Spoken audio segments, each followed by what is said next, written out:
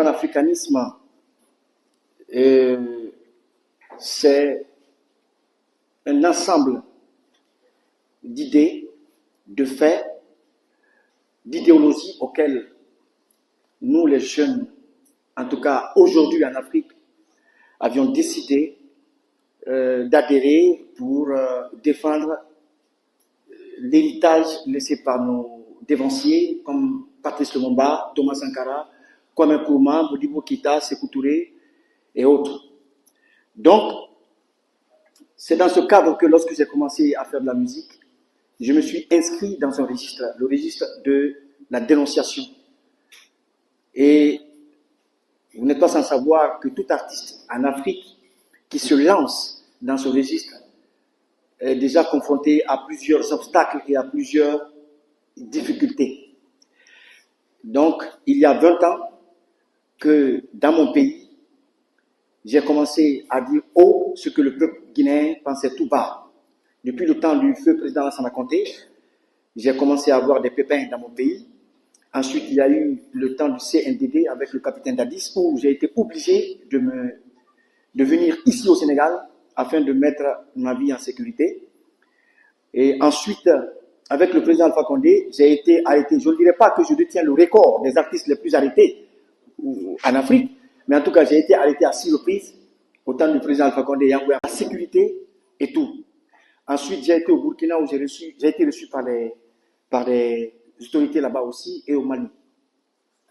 Mais aujourd'hui, cette conférence va porter sur des thèmes très spécifiques. Parce que j'ai fait une analyse et j'ai tiré une conclusion après cette tournée. C'est pourquoi j'ai demandé à ce qu'on tienne cette conférence de presse pour que je fasse un rendu de ce que j'appelle aujourd'hui, pour dénoncer des personnes que j'appelle des propagandistes dans ce qui se passe dans les pays de l'AES, surtout dans le Sahel.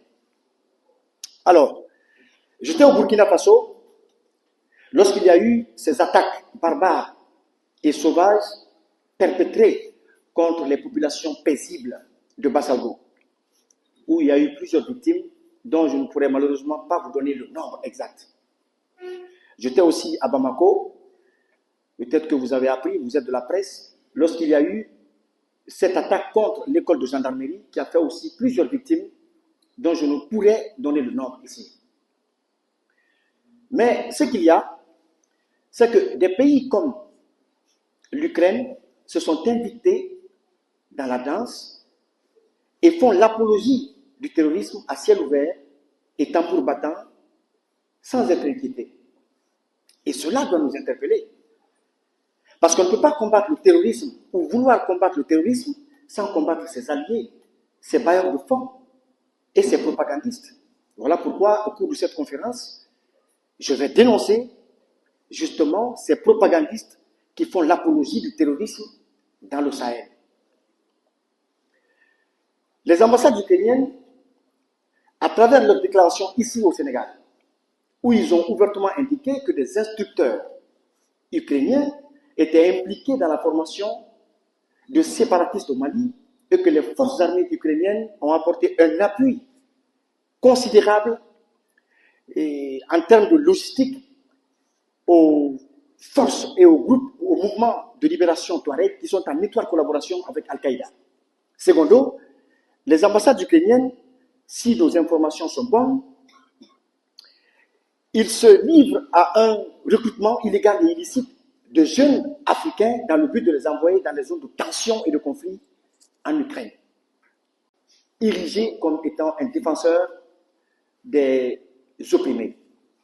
Donc, avec le CNRD, je vais revenir là-dessus tout à l'heure, j'ai aussi commencé, après avoir découvert que le CNRD a des intentions autres que celles qui avaient été les intentions énoncées devant le peuple lorsqu'ils ont pris le pouvoir, moi, j'ai commencé à prendre mon bâton de pèlerin et à dénoncer ces pratiques injustes parce qu'ils ont carrément et ouvertement trahi leur serment.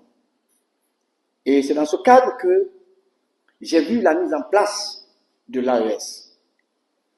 l'AES, l'Alliance des États du Sahel. Pour moi, qui n'est pas une simple alliance, qui va au-delà d'une alliance des États du Sahel. Pour moi, c'est le début d'une Afrique souveraine.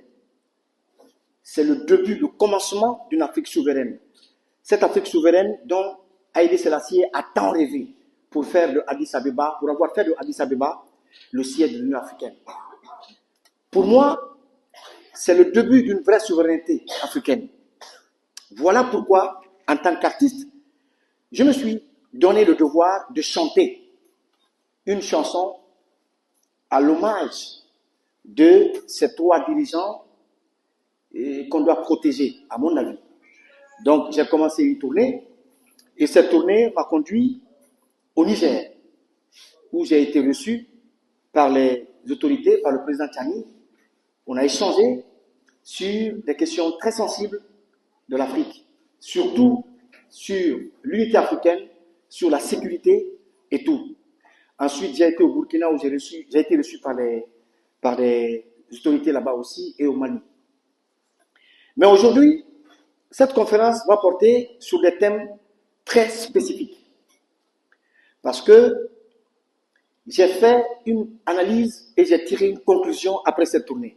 C'est pourquoi j'ai demandé à ce qu'on tienne cette conférence de presse pour que je fasse un rendu de ce que j'appelle aujourd'hui, pour dénoncer des personnes que j'appelle des propagandistes dans ce qui se passe dans les pays de l'AES, surtout dans le Sahel.